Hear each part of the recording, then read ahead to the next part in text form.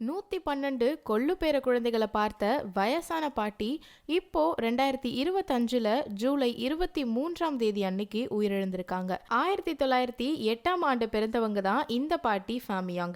இவங்களுக்கு ஹெய்னாவ்னான்னு சொல்லக்கூடிய ஒருவரோட திருமணம் நடந்திருக்கு. இவங்களுக்கு 8 குழந்தைகள் பிறந்திருக்காங்க. 51 பேர குழந்தைகளும் 122 கொள்ளு பேர குழந்தைகளும் அவங்களுக்கும் அடுத்த தலைமுறையில 22 கொள்ளு பேர குழந்தைகளும் இருக்காங்க. கேட்கவே ரொம்ப ஆச்சரியமா இருந்தாலும் இது உண்மையான நிகழ்வு தான். இத்தனை தலைமுறைகளை பார்த்த இந்த பாட்டி வயசான காலத்திலும் கூட ரொம்ப ஆரோக்கியமா இருந்தாங்க.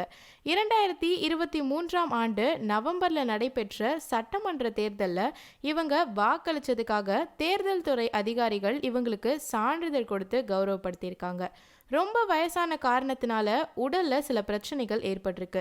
ஜூலை மாசத்தின் ஆரம்ப கட்டத்துல இவங்களோட உடல்நிலை ரொம்ப மோசமான சூழலுக்கு தள்ளப்பட்டிருக்கு.